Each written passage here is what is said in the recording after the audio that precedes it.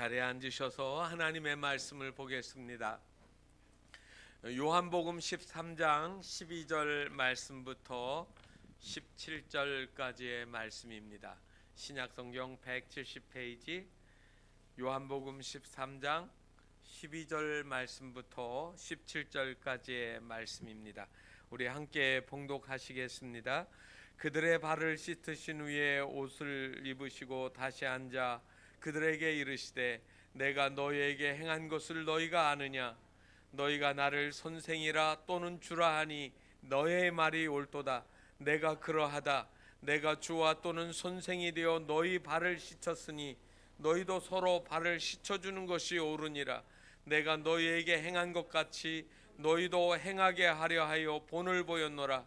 내가 진실로 진실로 너희에게 이르노니 종이 주인보다 크지 못하고 보냄을 받은 자가 보낸 자보다 크지 못하나니 너희가 이것을 알고 행하면 복이 있으리라. 아멘. 한 소년이 농부인 아버지를 따라서 농사일을 도우면서 꿈이 생겼습니다. 야, 나도 커서 아버지보다 더 멋진 농부가 되어서 인생을 좀 멋지게 살아야겠다 꿈을 키웠습니다. 그래서 하나님께 늘 기도했습니다. 하나님, 저도 아버지의 뒤를 이어서 훌륭한 농부가 되게 해주세요. 그러다가 한 번은 농기구가 고장이나 농사를 지을 수가 없어요. 그래서 농기구를 고치는 그 수리소에 갔더니 거기 기술자 엔지니어가 그 농기구를 뚝딱뚝딱 잘 고치는 겁니다.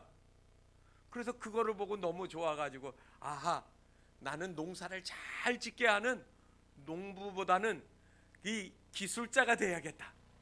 그 다음부터 기도를 바꿨습니다. 하나님, 제가 이제 농기구 같은 기계들을 잘 고칠 수 있는 엔지니어가 되게 해주세요. 그리고 있다가 얼마 후에 무슨 법적인 문제가 있어서 아버지를 따라서 시내에 가서 변호사 사무실에 들어갔습니다. 변호사가 옷을 깔끔하게 입고 그리고 법전을 들이면서 설명을 해주고 이렇게 저렇게 문제를 풀어나가는 것을 보고 그 모습에 매혹이 됐습니다. 그래서 이번엔 기도가 바뀌었습니다. 하나님, 제가 변호사가 되겠습니다. 어렵고 힘든 사람을 잘 도와주는 거 정말 멋있잖아요. 하나님, 제가 꼭 변호사 되게 해주세요. 그리고 있다가 얼마 후에 어머니가 몸이 아팠는데 어머니를 따라서 병원에 갔습니다. 그랬더니 이 의사 선생님이 청진기를 들이대고 그리고 잘 치료를 하며 상처도 치료해주고 그리고 약을 조제해주면서 이제 고쳐질 거라고 하는 말을 듣게 되었습니다. 그래서 그때 다시 생각이 바뀝니다. 하나님, 제가 수많은 사람들이 아플 수밖에 없는데 제가 잘 고치는 의사가 되게 해주세요. 제가 의사가 되겠습니다. 하나님 앞에 그렇게 기도를 했어요.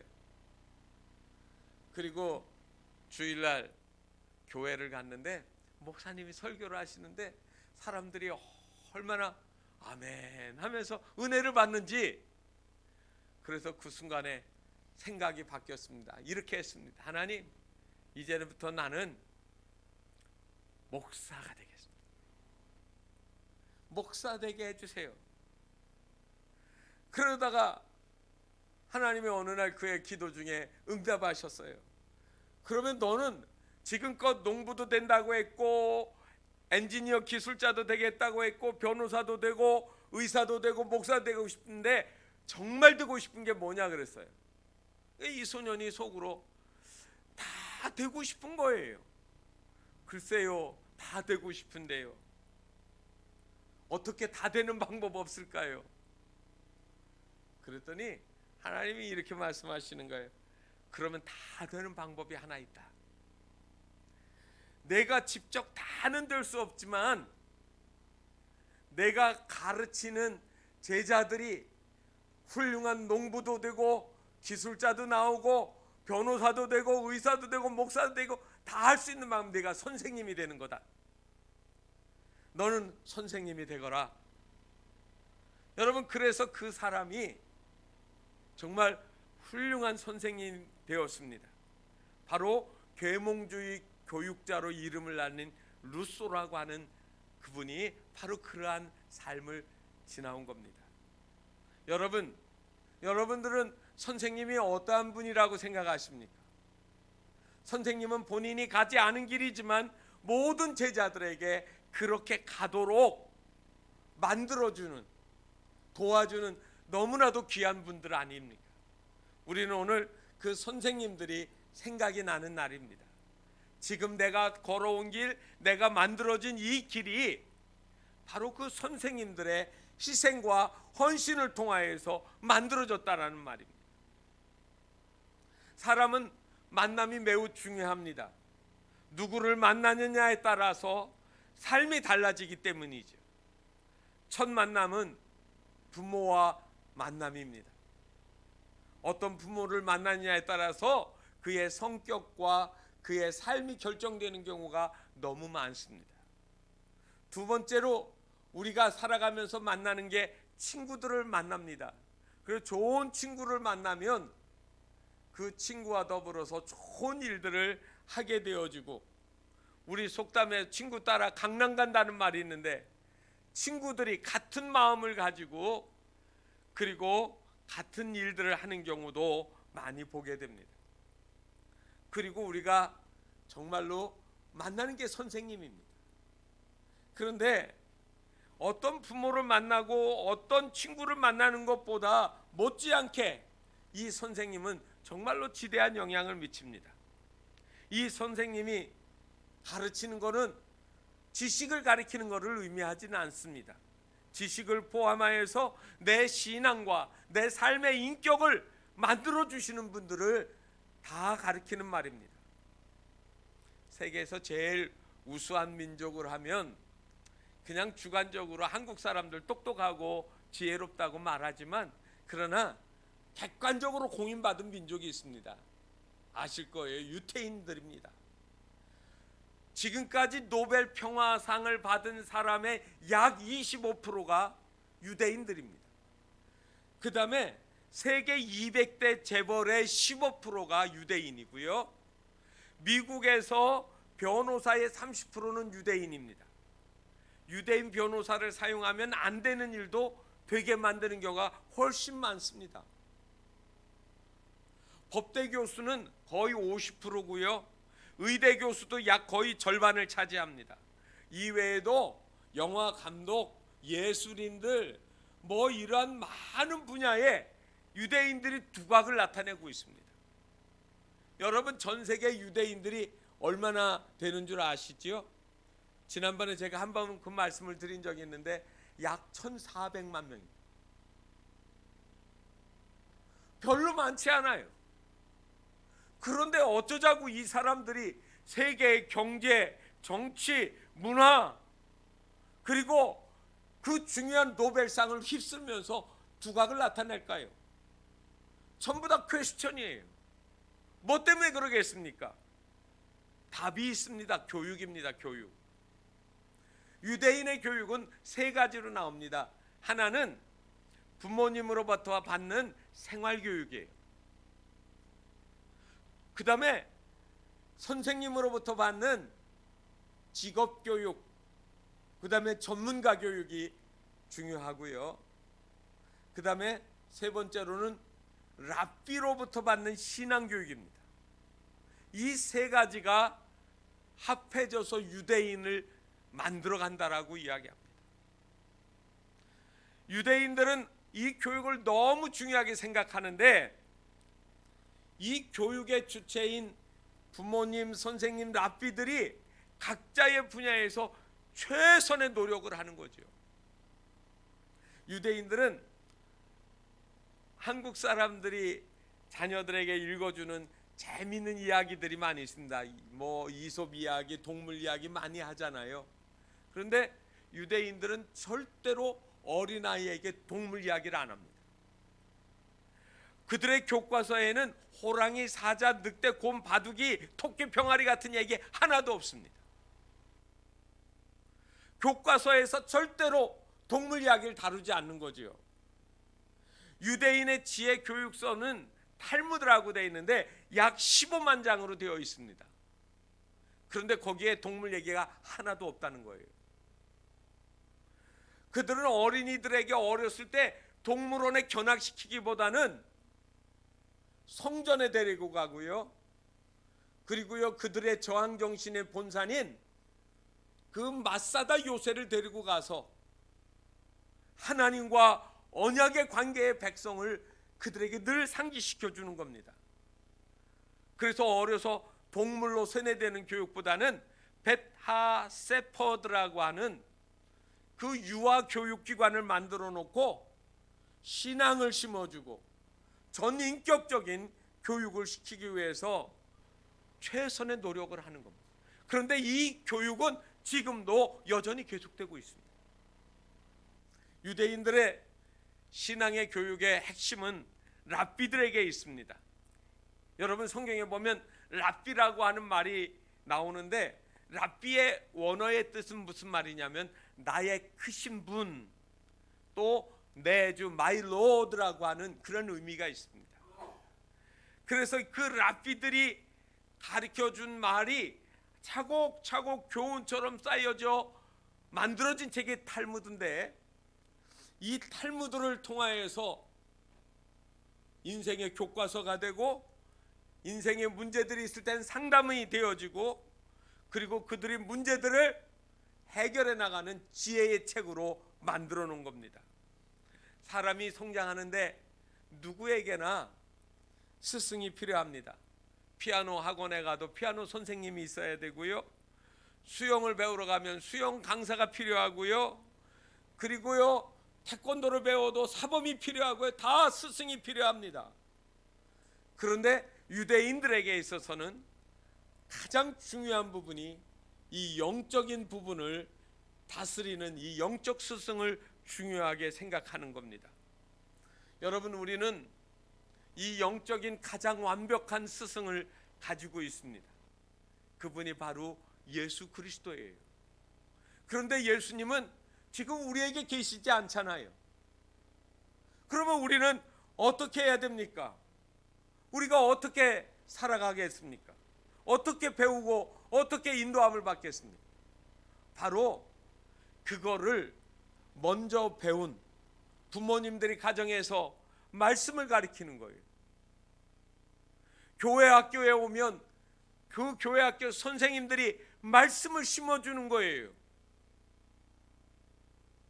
목사는 하나님의 말씀의 진리의 부분들을 하나하나 여러분들에게 가르쳐주면서 신앙에 도움는 보조자로, 여러분들이 믿음으로 살도록 도와주는 교사로 또 쓰임을 받기도 합니다.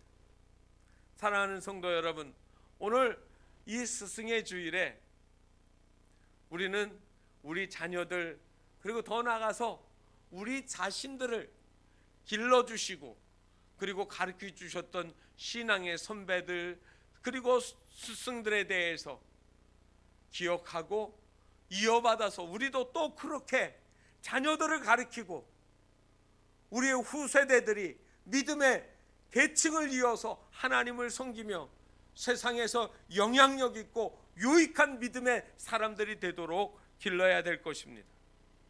오늘 본문 말씀은 요한복음 13장의 이야기입니다. 그 장면을 보시면 예수님의 공생의 3년의 마지막 시간, 유월절을 앞에 두고 예루살렘에 가서 최후의 만찬을 하실 때의 장면입니다.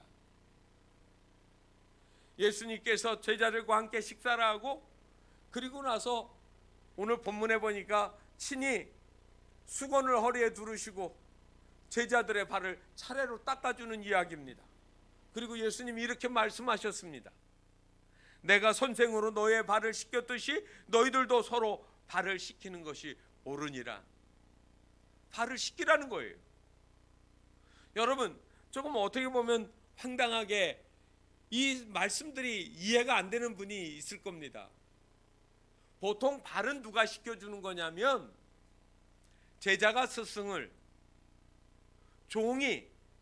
주인에게, 신하가 왕에게 하는 거예요. 그런데 예수님이 제자들의 발을 씻겨주고 내가 선생으로 너희에게 이렇게 한 것처럼 너희도 그렇게 하라고 하는 말씀이에요. 왜 예수님이 이때 제자의 발을 씻으셨을까요?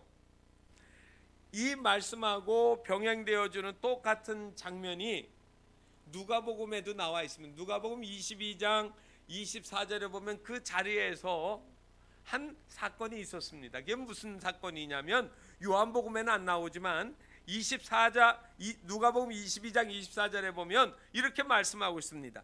또 그들 사이에 그중 누가 크냐 하는 다툼이 일어난지라. 밥 먹는 자리에서요, 예수님하고 같이 먹어요. 예수님이 이것이 마지막 식사다 너희하고 하는, 내가 주는 떡은 내 살이고 내가 주는 잔은 내 피야. 예수님이 그렇게 말씀하시고 최후의 이야기를 하는데 그 순간에 제자들끼리 서로 다툼이 일어났어요. 왜 다툼이 일어났을까요? 누가 더 크냐 하는 이야기를 하고 있습니다. 그중 누가 크냐 하는 다툼이 난지라 이렇게 나와요. 얼마나 철부지들입니까? 예수님 3년 따라다니면서 예수님이 마지막 만찬을 하시면서 내가 곧 이제 죽을 것이고 죽었다가 다시 사흘 만에 살아날 거라고 이야기하는 그 즈음에 누가 크냐라고 하는 거예요. 그들이 크게 오해하고 있는 것이 있습니다. 여기 성경의 말씀에 보면 이런 말씀이 나옵니다. 여러분, 너희가 나를 선생이라 또는 주라 하니 13절에 있는 말씀이거든요. 예수님이 보니까 이 제자들이 뭐라고 합니까? 나한테 선생님 또 주님 그렇게 이야기를 했습니다. 그러면 선생님한테 저들이 배우고 따라다니면서 뭐 하기를 원한 거예요? 예, 높은 자리에 올라가기 원하는 거예요. 요즘 부모들이 다 자녀들 잘 되게 하려고 얼마나 지혜롭게 잘하는지 모릅니다. 그래서 한간에 떠도는 자식을 좋은 대학에 보내는 법, 노하우가 적혀 있더라고요. 3가지요. 아시나요? 모르시면 큰일입니다. 이건 꼭 기억하셔야 됩니다. 자녀 성공시키는 법인데요. 첫째는 엄마의 정보력입니다. 엄마의 뛰어난 정보력이 없으면 잘 안 돼요. 두 번째는 아빠의 무관심이에요. 아빠가 참견하면 되는 일도 안 돼. 그 다음에 3번째가 있습니다. 할아버지의 재력이 있어야 됩니다. 그러면 자녀들이 잘 된대요. 맞습니까? 틀립니까? 여러분들한테 그거 갖춰주면 자녀들 잘 되겠습니까? 제자들이 지금 예수님한테 선생님, 주, 로드라는 말이에요. 여러분, 여기에 선생님이라고 하는 말은 디다스칼로스 이렇게 되어 있습니다. 헬라어에 보면 이거는 티처 또는 인스트럭터 이렇게 나와 있습니다. 그러면 이 말은 무슨 말이냐면 내가 출세하는데 한 걸음 한 걸음 이렇게 안내해 주는 분, 당신을 따라가면 내 계단이 계급이 차츰차츰 높아져서 내가 최고의 자리에 올라가는 그러한 선생님을 생각한 거예요. 그리고 로드라는 말은 여러분 잘 아십니다. 큐리오스라는 말이에요. 제가 전에 설명드렸습니다. 이 큐리오스라는 말은 이 로마 시대에는 누구한테만 쓰는 말이냐면 황제가 신이라고 생각해서 신전에 들어가서 그 황제에게만 쓰던 용어예요. 그런데 제자들은요, 그거를 거침없이 누구한테 썼습니까? 예수님한테 썼어요. 잘한 거죠. 그런데 그 주라고 하는 그 말 속에는 내가 당신이 왕이 될 때 나는 높은 자리에 있어야겠습니다라고 하는 그러한 욕망에서 나온 말입니다. 여러분, 그런데 예수님은 이 말에 대해서 전혀 반대의 말을 하신 거예요. 제자들에게 앉으라고 해놓고 허리띠를 띠고 내가 너희들의 발을 씻어주겠다. 안 됩니다. 안 됩니다. 만약에 내가 너의 발을 씻어줄랬는데 발을 씻는 것을 거절하면 너와 나는 상관이 없다. 여러분, 베드로가 정신이 바짝 났어요. 만약에 상관이 없으면 내 출세길이 망하는 거잖아요. 그러니까 발만 닦지 말고 몸 전체까지 닦아달라고 망발을 하는 거지요. 여러분, 예수님이 하시는 말씀이 무엇입니까? 예수님은 왜 우리에게 그렇게 섬기라고 하셨을까요? 너희들에게 이 섬김은 섬기지 아니하면, 희생하지 아니하면 거둘 수 없는 열매가 있음을 보여주는 거예요. 좋은 소승은 나를 본받으라고 할 수 있어야 합니다. 한 어머니가 개구장이 소년을 데리고 간디를 찾아갔습니다. 선생님, 제 아들이요 사탕을 너무 좋아해요. 제가 먹지 말라고 해도 어느새 보면 싹 끓여가지고 사탕을 빨고 있어서 저러다가 이가 다 썩어가지고 나중에 고생할 텐데, 그런데 이 아이는 간디 선생님을 너무 좋아하니까 선생님 말씀하시면 이 아이가 그 말을 들을 거라고 어린아이를 데리고 와서 부탁을 하는 겁니다. 그 말을 듣는 간디가 얼굴이 심각해져 가지고 고민을 했습니다. 그리고 그 간 논길로 소년을 바라보면서 이렇게 얘기했습니다. 보름 후에 이 아이를 데리고 다시 오세요. 그때 제가 말씀드릴게요. 그래서 2주가 지나고 보름이 돼서 어머니가 이 아들을 데리고 다시 간디에게 찾아갔습니다.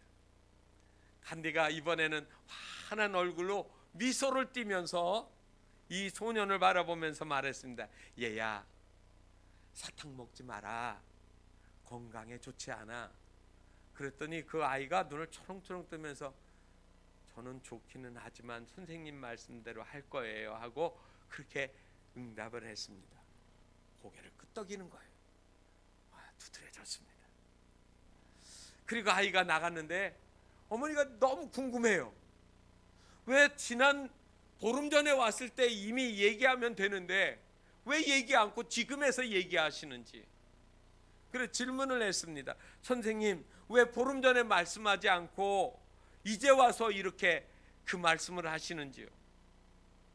간디가 웃으면서 말했습니다. 제가요 사탕을 좋아해서 그때 제가 사탕을 먹고 있었을 때거든요. 그런데 제가 사탕 먹으면서 건강에 좋지 않다고 사탕 먹지 말라는 얘기를 할 수 없잖아요. 그래서 저도 보름 동안 사탕 다 끊고 이 아이가 오기를 기다렸답니다. 여러분, 무슨 얘기인지 아시죠? 교육은 말로 하는 게 아니에요.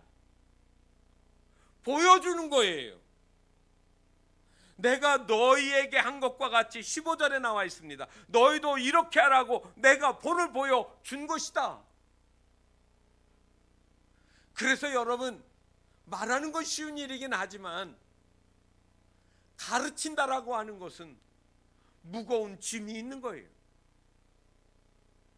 예수님은 출세와 성공을 보장시켜주는 그러한 일들을 위해 오신 것이 아니라 우리에게 희생의 본을 보여서 수많은 사람이 예수 믿고 구원받게 하려고 희생의 모델을 보여준 거예요. 어머니 아버지는 자식을 낳으면서 희생하셨습니다. 목숨을 내어줄 것처럼 우리를 기르기 위해서 희생하셨어요. 선생님들은 자기가 가지고 있는 이 전 지식을 사용해서 자기의 제자들이 잘 배워 이 사회에 유익한 인물이 되게 하려고 가르치는데 희생하시는 분들입니다. 교회 학교의 교사들과 목회자들은 여러분들의 영혼이 지옥에 빠지지 않고 하나님 나라에 들어가도록 온 힘을 다하시는 분들이, 그분들의 능력이 출중해서 많이 할 수 있고 더 잘 가르칠 수 있고 이거의 문제는 다르지요. 그분들은 그렇게 살아가는 겁니다. 여러분들의 삶은 바로 그러한 제자들, 여러분들이 만나는 사람들에게 좋은 신앙의 모델이 되어주고 교육자가 되어져야 한다는 말입니다. 요즘에는 학교 성적이 어떻게 되는지 모르겠어요. 제가 초등학교, 옛날에 국민학교라고 했죠. 국민학교 다닐 때는 성적이 수미양가였습니다. 그런데 중학교 들어가니까 이게 다 점수로 환산이 되고요.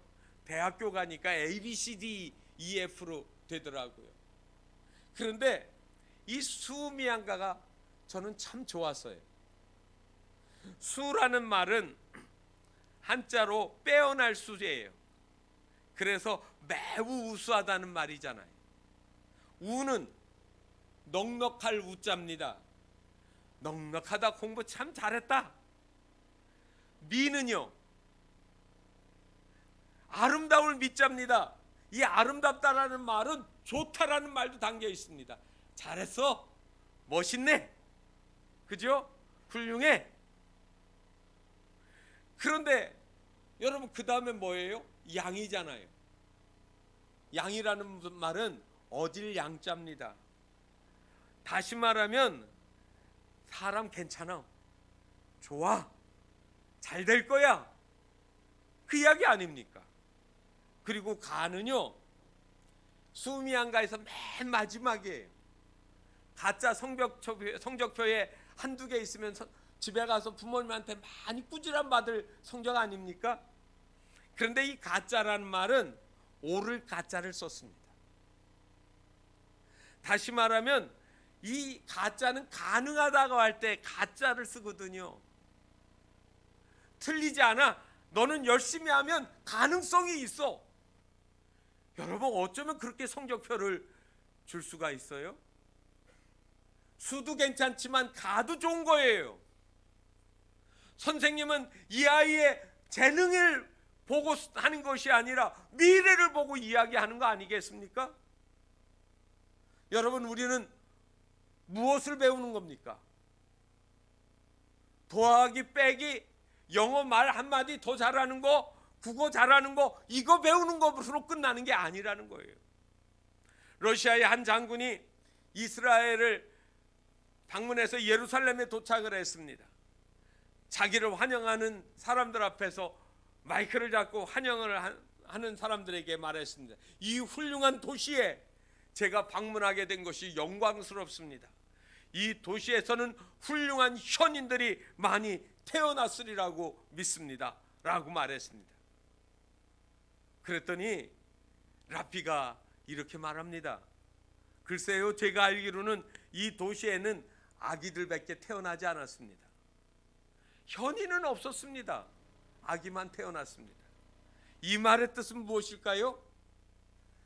다시 말하면 훌륭한 사람은 선천적으로 태어난 것이 아니라 후천적으로 만들어진다는 이야기를 해주고 있는 겁니다.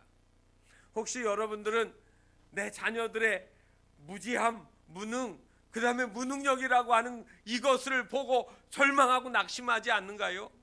우리 에디슨 이야기 잘하지 않습니까? 학교에서 더 이상 교육시킬 수 없어 쫓아내지 않았습니까? 그 아이의 수학 더하기 빼기로 그 인생이 만들어지는 거 아니지 않습니까? 하나님이 여러분들이 얼굴 잘생기고 머리 좋은 IQ로 여러분 사랑하신다고 하면 얼마나 절망스럽겠습니까? 하나님은 우리의 외모로, 우리의 가진 능력으로 우리를 평가하지 않으신다는 거예요. 우리를 너무 사랑하시는 거예요. 우리는 그 주님에게서 배우고 또 우리는 세상에서 그렇게 살아가는 거예요. 미련한 것 같지만 예수님이 제일 중요하게 생각하시는 것은 우리가 예수 그리스도의 마음을 갖기를 원하세요. 빌립보서 2장 5절에서 8절 쭉 말씀에 이런 말이 나옵니다. 너희 안에 이 마음을 품으라. 곧 그리스도 예수의 마음이니 그는 근본 하나님의 본체시나 하나님과 동등됨을 취할 것으로 여기지 않고 오히려 자기를 비워 종의 형체를 가져 사랑과 같이 되었고 사랑의 모습으로 나타나셨으니 자기를 낮추시고 죽기까지 복종하셨으니 그 십자가에 죽으심이라. 뭐를 보여준 거예요? 남성기고 희생하고 의미 있고 가치 있게 사는 것을 설명해 주신 겁니다. 너희 안에 이 사람됨의 마음을 가져야 되는 거예요. 공부 많이 해서 훌륭한 사람이 되어지는 것이 아니라 그 사람됨, 인간성, 그리고 하나님을 사랑하는 믿음의 마음이 그의 미래와 꿈과 인생을 만들어주는 겁니다. 나이 들으면 더 배울 것 없습니까? 없다면 교만한 거예요. 평생 배우셔야 합니다. 이제 지식적인 거는 못 배워도 배움을 통하여 내 언어가 교정이 되어지고 내 불안한 감정이 다스려지고 내 삶이 믿음 안에서 긍정적으로 되고 소망적으로 바뀌도록 계속해서 하나님의 말씀을 배우고 삶을 통하여서 어려움을 당하는 사람들에게 영향력을 미치는 믿음의 사람이 되어야 되지 않겠습니까? 우리는 그것을 예수 그리스도에게 그리고 믿음 안에서 믿음의 선진들에게서 배워나간다는 말입니다.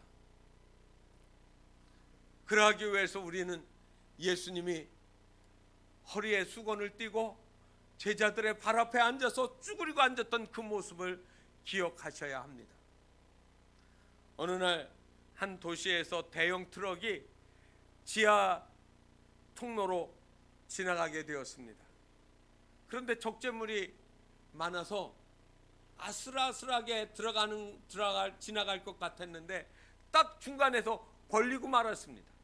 차가 앞으로 나가지도 않고 이제는 뒤로 빠지지도 않아요.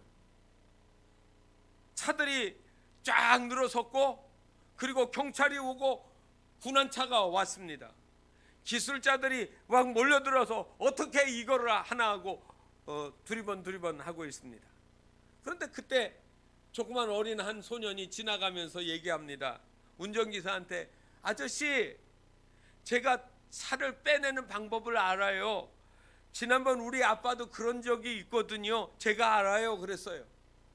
그랬더니 이 기사가 말합니다. 됐다 꼬마야, 어른들이 알아서 할 거다. 다친다 저리 가라. 그랬더니 그 조그만 아이가 그냥 지나가면서 난 아는데 우리 아빠는 그때 타이어 바람 빼고 나갔는데. 사람들은 그 말을 안 들었어요. 그런데 나중에 하다가 타이어 그 아이가 한 말처럼 뺐더니 그 차가 빠져나갔다는 말이에요. 여러분, 배우려면 타이어 공기압만 빼는 게 아니라 내 인생의 바람을 빼셔야 합니다. 완고하고 교만하고 그리고 받아들일 수 없는 팽팽한 내 마음의 바람을 빼셔야 하나님의 말씀이 들어오는 거예요. 바람이 너무 들어가면 차를 운전해 보세요. 덜커덩 튀어 오르지 않습니까? 소리도 요란하고 승차감도 좋지 않아요. 적당히 바람이 빠져야 재구시를 하는 거예요. 인생 살아가면서 한 번도 남에게 머리 숙여보지도 아니하고 남을 위해서 희생해보지도 않은 사람이 어떻게 하나님의 사람으로 살 수 있습니까? 오늘 성경은 바로 우리에게 주님이 들려주시는 말씀이 있습니다. 내가 주와 또한 선생이 되어 너희 발을 씻겼으니 너희도 서로 발을 씻어주라. 여러분, 이 겸손함이 사람 되게 하는 겁니다. 마지막으로 이 말씀 하나 더 드리고 싶어요. 일본 수상으로 8년 동안 수상을 했던 사또 수상이라는 분이 있었습니다. 이분의 일화가 있는데 감동적입니다. 수상 재임 기간 중에 자녀들을 데리고 같이 사는데 손주까지 있지요. 어느 날 초등학교에 다니는 손주에게 학교의 담임 선생님이 가정 방문을 한다는 얘기입니다. 그랬더니 이 사또 수상 이 할아버지가 아침부터 일찍이 집을 청소를 하고 옷을 갖춰 입고 출근 안 하고 기다리고 있는 거예요. 그리고 잠시 후에 선생님이 들어오니까 일본 사람들은 존경하는 선생님이 오면 현관 앞에 문 열어들고 무릎 꿇고 선생님 벗은 신발을 이렇게 반듯이 돌려놓는 거를 그거를 하는 거예요.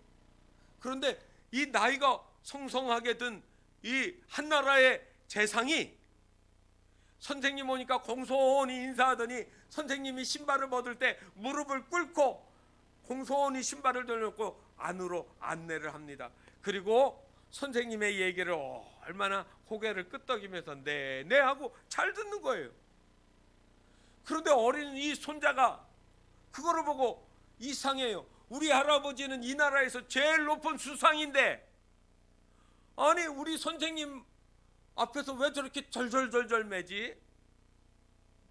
그리고 선생님이 갈 때까지 다 하고 나니까 이 손주가 궁금해서 못 견뎌요. 할아버지가 높아요? 선생님이 높아요? 할아버지는 수상이잖아요. 그랬더니 이 사또 수상이 이렇게 얘기했습니다. 물론 선생님이 더 높지. 내 어렸을 때 초등학교 할아버지가 다닐 때 날 선생님이 잘 가르쳐줘서 내가 수상이 됐잖니. 그러므로 가장 높고 훌륭하신 분은 선생님이란다. 마땅히 존경받을 분에게 존경을 표하는 거예요. 만약에 이 손주가 우리 할아버지가 최고 높다라고 생각했으면 학교 가서 그 선생님에게 잘 순종할까요? 우리 집에 더 힘 있고 능력 있고 더 훌륭한 분이 있다라고 하면 학교에서 가르침을 못 받을 겁니다. 제자는 태어나는 것이 아니라 만들어지는 거예요. 어떤 본을 보입니까? 우리가 그리스도의 장성한 분량이 될 때까지 열심히 예수님 닮아갈 때 그 닮아간 모습이 바로 우리의 주변, 내 자녀들, 우리의 이웃들에게 하나님의 사랑을 보여주고 영생의 길을 보여주는 그런 좋은 스승을 두는 것이 아니겠습니까? 15일이 스승의 날이고 오늘은 스승의 주일입니다. 찬송가는 아니지만 스승의 날 노래가 너무나도 저는 좋았습니다. 스승의 은혜는 하늘 같아서 우러러 볼수록 높아만 가네. 이 땅에 귀한 사람 만들려고 수고하시는 우리 모든 선생님들 한 분 한 분에게 사랑과 존경을 보내드리고 우리도 또한 그런 마음으로 열심히 가르치고 섬기는 희생의 본을 보이는 좋은 그리스도인들이 다 될 수 있기를 주님의 이름으로 축원합니다. 기도하겠습니다. 거룩하신 하나님 아버지, 오늘도 우리와 함께 하시고 또 하나님의 말씀을 통하여서 우리를 가르쳐 주신 가장 훌륭한 스승, 우리의 선생님, 우리 주 예수 그리스도를 저희들이 믿습니다. 또 그분에게 받고 또 가르침 받은 대로 저희들 또 자녀들을 가르치고 그리고 이웃들에게 예수 그리스도의 희생의 본을 본받아 복음을 전파하며 또한 살게 하옵소서. 예수님의 이름으로 기도하옵나이다. 아멘. 다